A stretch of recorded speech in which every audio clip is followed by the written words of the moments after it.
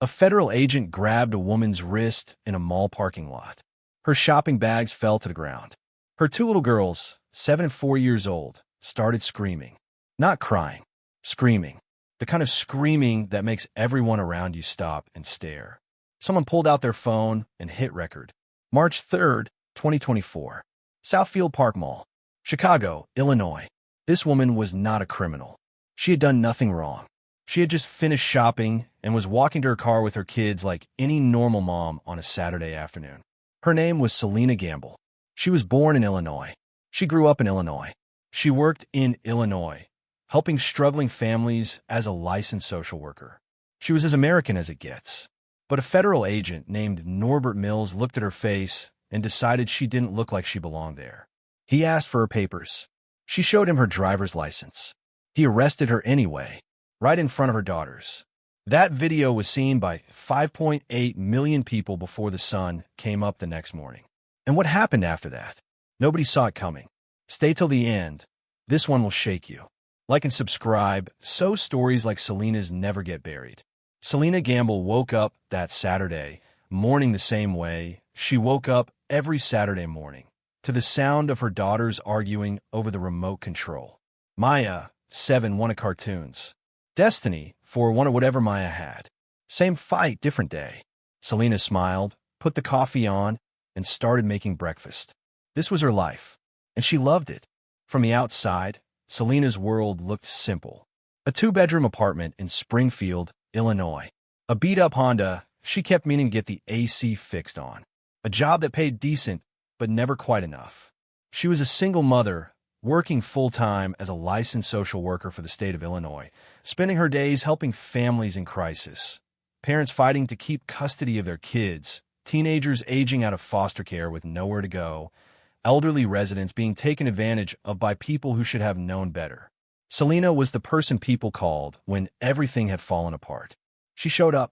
She listened. Maya had found her sneakers, white with a pink stripe, exactly what she wanted. Destiny had chosen a pair of shiny black shoes that were slightly too formal for a 4-year-old, but made her feel like a princess. So Selena bought them without argument. They had walked the mall, grabbed soft pretzels, and made it back to the parking lot just after 2 in the afternoon. It was a good day. The kind of ordinary, quiet, good day that Selena didn't take for granted. She was loading the shopping bags into the trunk when she heard footsteps behind her. She turned around. A man in a navy jacket was walking toward her with the kind of walk that meant he wasn't just passing by. Purposeful. Direct. His jacket had 3 letters on the back, DHS. Department of Homeland Security. He had a badge clipped to his belt. His hand rested near it like he wanted you to notice. His name was Norbert Mills. He had been a federal agent for 9 years. He looked at Selena and asked her to stop. She stopped. He told her he needed to verify her immigration status. He said it the way someone says something they've said 100 times before, flat, routine, unbothered. Selena looked at him. She had Maya by the hand.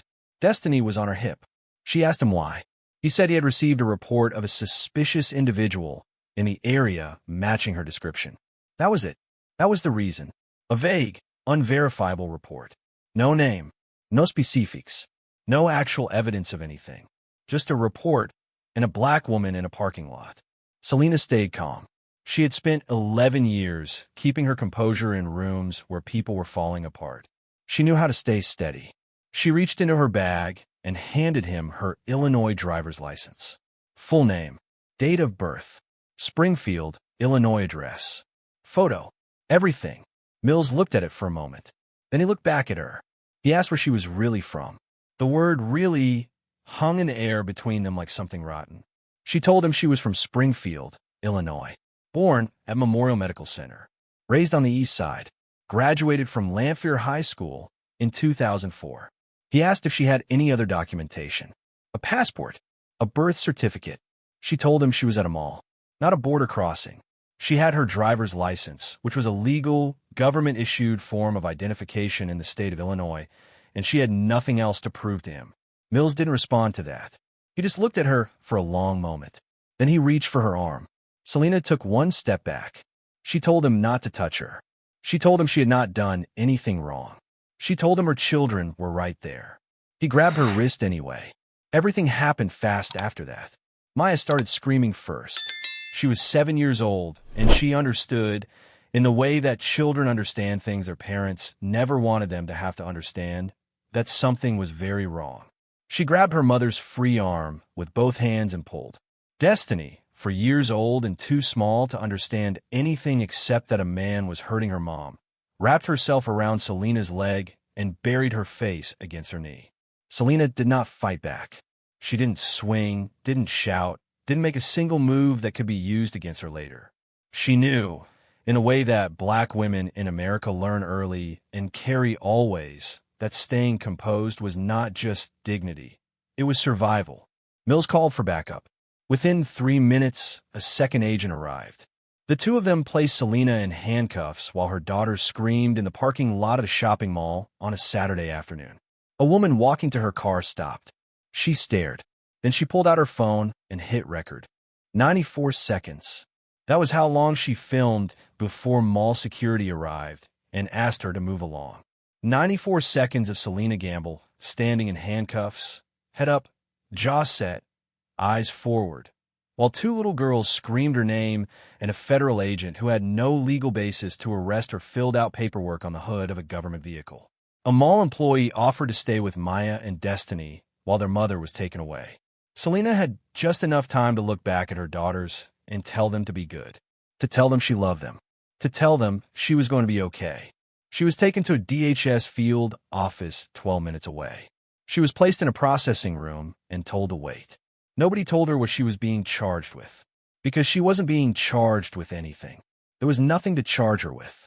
She was a U.S. citizen with a clean record who had been shopping for children's shoes. She sat in that room for 4 hours. No phone call for the first 2 hours, a possible rights violation her attorneys would later flag in court documents. No food, no update, no explanation. At 6:22 in the evening, an agent opened the door, placed her belongings in a plastic bag on the table, and told her she was free to go. No charges filed, no apology offered, no explanation given. She called a cab. She went back to the mall. Her daughters were in the security office, where a young mall employee named Brenda had sat with them for 4 hours, feeding them vending machine crackers and watching cartoons on her phone. Destiny was asleep in a plastic chair. Maya was awake. When she saw her mother walk through the door, she didn't say anything. She just stood up and held on. 94 seconds of footage was already online, and it was spreading fast. The woman who filmed it posted it just before 5 o'clock that Saturday afternoon. She didn't add a long caption. She didn't need to. She wrote 4 words. This happened today. Chicago. By 8 that evening, it had 400,000 views. By midnight, it had crossed 2 million. By the time Selena Gamble woke up Sunday morning back in Springfield, her daughters asleep beside her in her bed because neither of them would sleep alone that night, her name was everywhere. The video showed everything. It showed Mills's approach. It showed Selena's calm. It showed the moment he grabbed her wrist and her daughters lost their minds with fear. And in the final seconds of the footage, it caught something the woman filming probably didn't even realize she had captured. The badge number on Mills's jacket, clear as daylight. That badge number was all anyone needed. By Sunday morning, the video was leading CNN. It was the top story on MSNBC. ABC News ran a full segment. Anchors who usually kept their composure were visibly shaken describing what was on the screen. One correspondent said, on live television, that she had watched it 4 times and still couldn't process it. The comment sections were not quiet. Millions of people, Black Americans who had lived versions of this story, white Americans who had never had to, young people who had grown up believing this kind of thing was history, were all saying the same thing. This cannot stand. DHS issued a statement by Sunday afternoon. 3 sentences. They confirmed that a detention had occurred. They said the matter was under review. They expressed commitment to following proper procedure. It was the kind of statement designed to say nothing while looking like something. The internet noticed immediately. By Monday morning, the Chicago ACLU had already reached out to Selena directly. By Monday afternoon, 3 civil rights law firms had offered to represent her pro bono. By Monday evening, A congressman from Illinois had issued a formal request for an investigation and demanded that Mills be identified and suspended pending review. Selena did one interview. She sat still. She spoke slowly. She did not cry on camera, though anyone watching could see what it was costing her not to. She said, "I showed him my license. I told him I was from Springfield. He arrested me anyway, in front of my babies." Those 3 sentences played on a loop across every major news network for the next 48 hours. The story was no longer about a parking lot. It was no longer about one agent. It was about a system that had allowed this to happen, and a file on Norbert Mills that was about to blow that system wide open. And if you've made it this far, if this story is making your blood boil the way it should, hit the like button right now. Not for us. For the 19 people who stayed silent for years because they thought nobody would listen. Let's make sure this story reaches every single person who needs to hear it. Once journalists and ACLU attorneys had Mills's badge number, it didn't take long. Public records requests were filed by Monday. By Wednesday, the first documents started coming back. By the end of that week, a picture had formed that was worse, significantly worse, than most people had imagined. Norbert Mills had been a Department of Homeland Security field agent for 9 years. In those 9 years, he had conducted 143 documented detentions of individuals he flagged as potentially undocumented or in violation of immigration law. These were stops he had personally initiated based on his own judgment in public spaces, malls, parking lots, transit stations, grocery store parking lots. The breakdown of who he had stopped was not subtle. 91 of the 143 people he had detained were Black or Latino. That was 63%. In an area where Black and Latino residents made up roughly 30% of the surrounding population. The math told a story Mills had never been asked to explain. 0 of those 143 detentions had resulted in a federal immigration charge. Not one. In 9 years of stops, Norbert Mills had not produced a single valid immigration enforcement outcome. What he had produced was a trail of humiliated, frightened American citizens and legal residents who had been grabbed in public spaces and forced to prove they had the right to exist there. 14 of those individuals had filed formal internal complaints with DHS. 14 separate people across 9 years had put their names on paper and said, "This man targeted me based on my race." All 14 complaints had been reviewed internally. All 14 had been marked unsubstantiated. Not one had resulted in formal discipline. Not a written warning. Not a suspension. Not a single note in his file that suggested anyone in his chain of command had ever looked at the pattern and asked a hard question. His supervisors had the data. The complaint records existed. The detention logs existed. Someone, somewhere in that building, had looked at 91 stops and 14 complaints and decided to do nothing. The question that was now being asked on the floors of the U.S. Congress, in federal courtrooms, and in the living rooms of millions of Americans was simple and devastating. How was Norbert Mills still on the job? The answer, when it came, wasn't about one rogue agent who had slipped through the cracks. It was about a system that had looked at what he was doing and quietly decided to let him keep doing it. Selena Gamble hadn't just been arrested in a parking lot. She had been arrested by a pattern. And now, with 5.8 million witnesses and an ACLU legal team building a federal civil rights case, that pattern was finally going to be answered for. Selena hadn't planned to become a symbol. She just wanted an apology. But when her face appeared on every major news network and her story spread to every corner of the internet, something started happening that nobody at DHS had anticipated. People who had been quiet for years, people who had gone home after their own encounters with Norbert Mills, shaken and humiliated and convinced that nobody would believe them, started talking. The first call came from a nurse named Diane Okafor. She lived in Evanston, had worked at Northwestern Memorial Hospital for 14 years, and had been stopped by Mills in a Whole Foods parking lot in 2021. He had told her she looked like someone who had been reported in the area. She had shown him her hospital ID, her driver's license, and her employee badge. He had detained her for 40 minutes before letting her go. She had never filed a complaint because she didn't believe anything would come of it. Then came a professor from Hyde Park, a 49-year-old man named Dr. Terrence Webb who taught constitutional law at the University of Chicago constitutional law, and had been stopped by Mills outside a bookstore in 2022. He said the irony had not been lost on him. He had also stayed quiet, worried about what a public confrontation with a federal agent might do to his career. Then came a retired postal worker from Joliet named Gloria Reyes, a grandmother, 63 years old, stopped by Mills in a mall parking lot in 2020 while she was buying a birthday present for her granddaughter. She had been so shaken she had called her son from the parking lot and told him she was afraid to drive home. One by one, they came forward. 19 people in total. A warehouse supervisor from Naperville, a high school principal from Oak Park, a dental hygienist from Waukegan, a college student from Champaign who had been visiting Chicago for a concert. 19 people, different ages, different careers, different neighborhoods. But every single story had the same shape.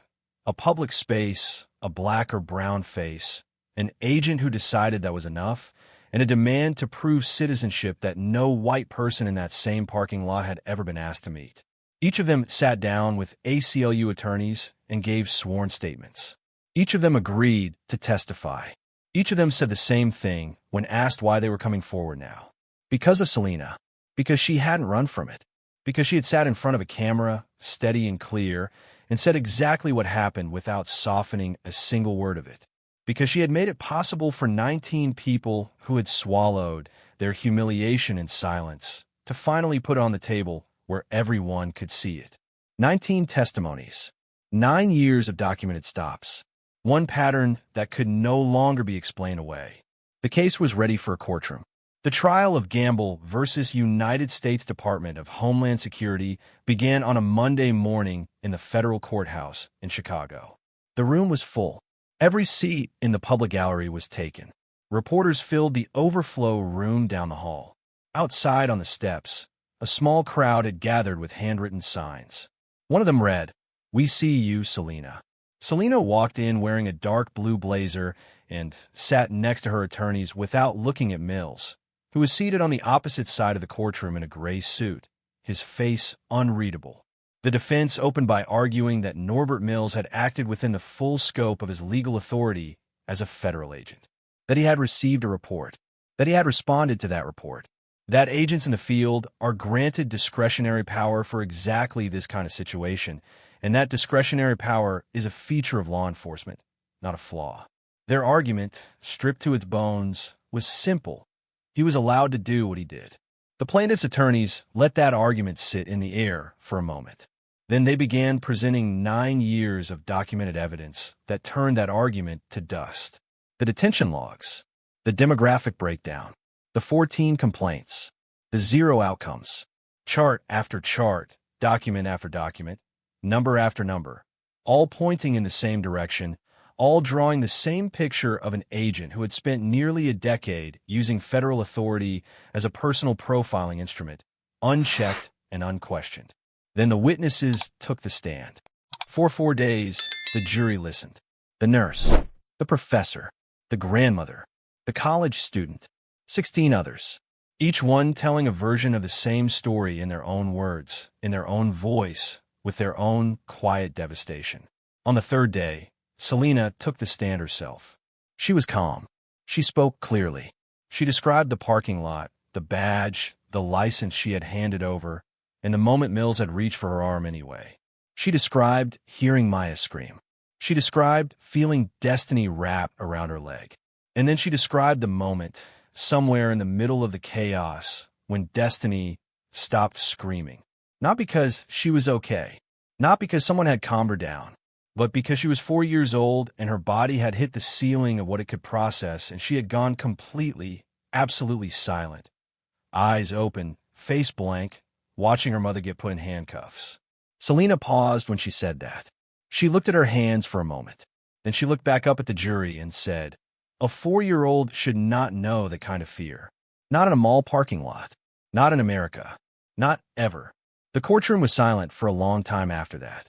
If Selena's words just hit you the way they hit that courtroom, share this video. Someone in your circle needs to see this. And if you're not subscribed yet, do it now. We tell stories like this every week. Stories that matter.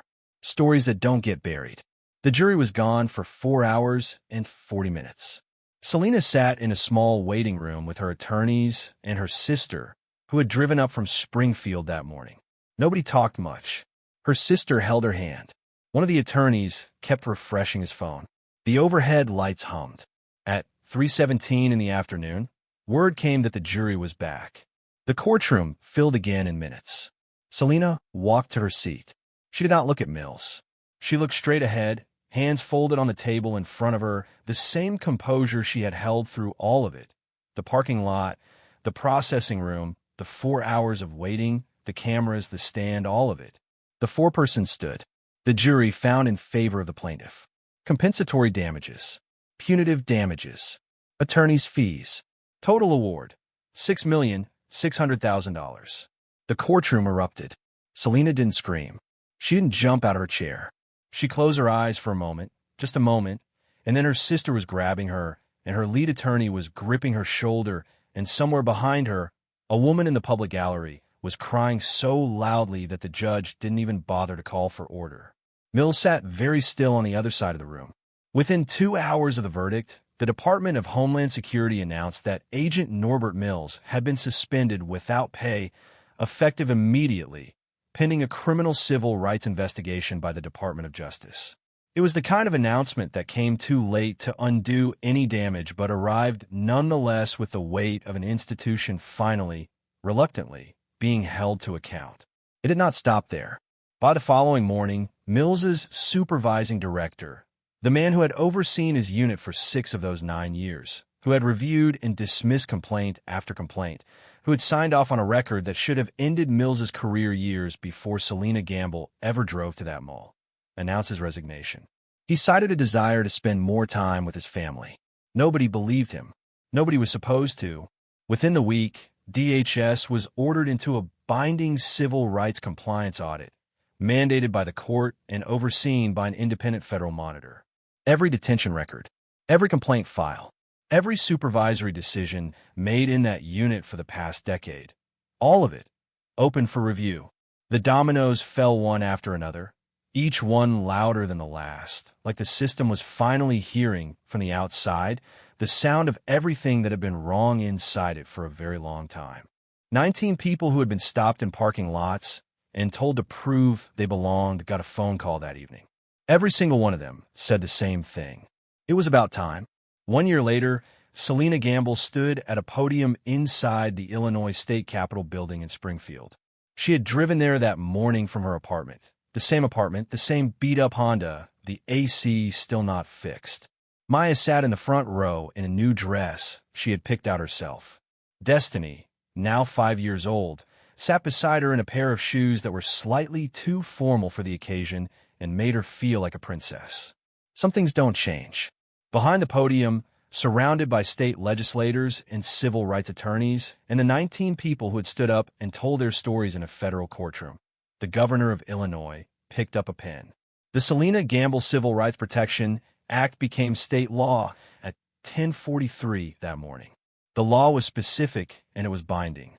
Every federal immigration enforcement contact made on Illinois soil, every stop, every detention, every demand for papers, would now be required by law to be logged with racial demographic data and submitted to a state oversight board for review. No more files that disappeared. No more complaints marked unsubstantiated without explanation. No more 9-year patterns hiding in plain sight while the people who could have stopped them chose not to look. It was not a perfect law. Selena's attorneys were the first to say so. There were gaps. There would be challenges.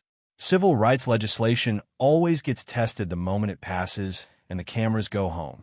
But it existed. It had a name. And the name meant something. In the front row, Destiny watched the governor sign the paper and then looked around the room at all the people clapping, trying to figure out exactly what was happening. Then she spotted a camera pointed in her direction and did what for now 5-year-olds do when they see a camera. She waved. The room laughed. Selena laughed. It was the kind of laugh that comes from somewhere deep, from relief, from exhaustion, from the particular joy of watching something terrible slowly, imperfectly, but genuinely become something better. When it was her turn to speak, Selena stood at the podium for a moment without saying anything. She looked at Maya. She looked at Destiny. She looked at the 19 people seated in the rows behind her family. Then she looked at the cameras. Her voice was quiet. It had always been quiet. That was the thing about Selena Gamble that nobody who watched the parking lot video ever forgot. She was never loud. She never needed to be. She said, "I wasn't fighting for a verdict. I was fighting for the day my daughters could go to the mall without fear." She paused. "We're not there yet. But today we are closer." She stepped back from the podium. The room rose to its feet. Outside on the Capitol steps, it was a clear morning in Springfield, Illinois. The same city where Selena was born. The same state she had called home for 39 years. The same place she had always been from, no matter who had ever had the arrogance to question it. She had shown them her license. Now she had shown them something else entirely. If this story moved you, if it made you feel something, if you think more people need to know Selena Gamble's name, subscribe, share, and leave a comment below. Tell us what this story meant to you. Because stories like this only stay alive when people like you refuse to let them die.